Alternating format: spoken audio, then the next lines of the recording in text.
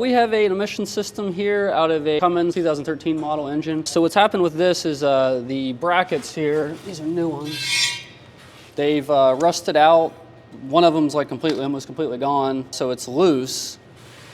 And given that, what has happened here, the SCR, which is the bottom canister, you can move it around. So imagine that going down the road, especially the conditions of a lot of these roads in the country. And then combine that with a lot of heat, expansion, contraction, heating and cooling as the truck's running, doing regens, doing its normal thing going down the road. So that situation has caused this situation.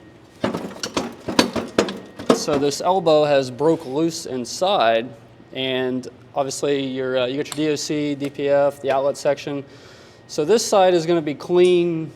It's not going to have black soot. So it's a lot harder to see if there's a leak, where if it was up here where you'd see black soot, unless your DPF has failed, you would see, if one of these clamps is leaking, you would see soot. So any type of soot down here past the outlet section is a good indication that your DPF is compromised, by the way, as well. So down here, you can see this bracket, it's cracked. It's cracked all the way through. So that's why we're having that excessive movement on that. This one over on this side, it's like rusted in half. You see up here on the DPF, this one's cracked as well. And I think this one on this side is the only one that's actually intact. So again, you've got another leak with all that vibration and movement. This white stuff over here is probably def blowing out. This is because it's moving around as well. Yeah, you can see that movement in that joint inside that clamp there.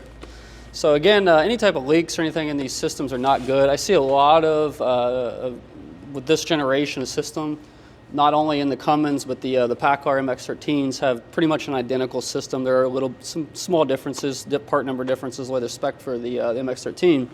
But essentially the same layout. Some of the older ones, they'll have the DPF on the bottom instead of the top. So, but like I said, same idea, where they're split, where the decomposition pipe, where it goes over the top to the other side if they're straddling the drive shaft. But same system essentially. So, but I do see a lot of these systems that come in with these hold down clamps where they're broken. So in your day-to-day, if you're doing your pre-trip, post-trip inspections, or just doing a good weekly inspection underneath the truck, if you got this type of system in particular, I'd always keep an eye on these clamps, make sure one of them, I see a lot of them that come in with these clamps that are broken or missing, and that's going to allow movement, and again, that's just going to destroy everything. And these pipes here are highly, highly expensive, a lot higher than what you think they'd be.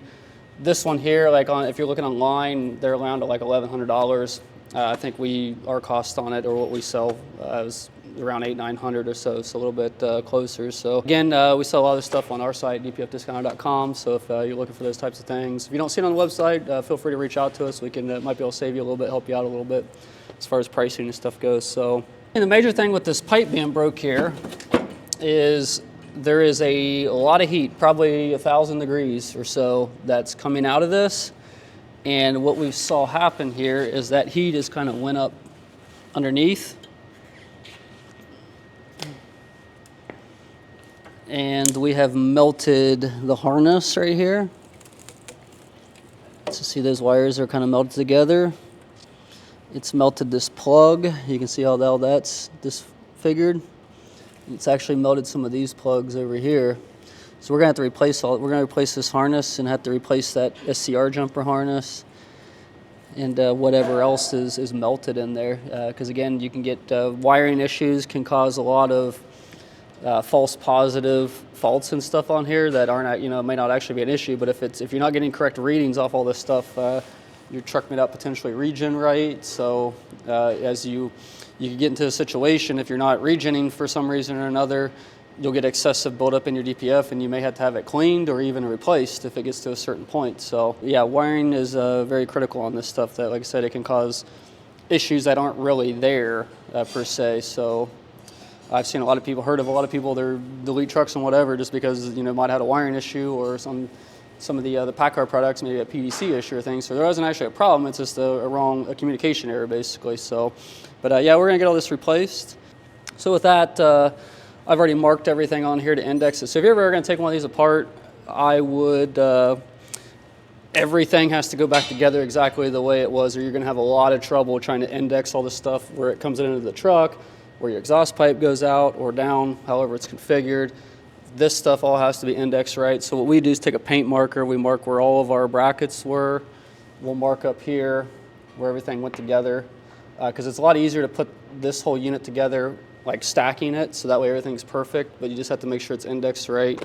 And again, when you're putting it back into the cradles here, you want to have it indexed right as well, so that way all this goes together nice and neat, and and it's not a big hassle. So that's one of the part of the battle, is getting all this back together and indexed right, so it makes it a lot easier to install and you don't have any leaks or issues putting it together.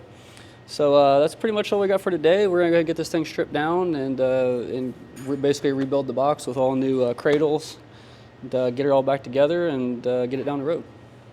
So with that, if you're new to the channel, please subscribe, hit the bell for updates, and like the video.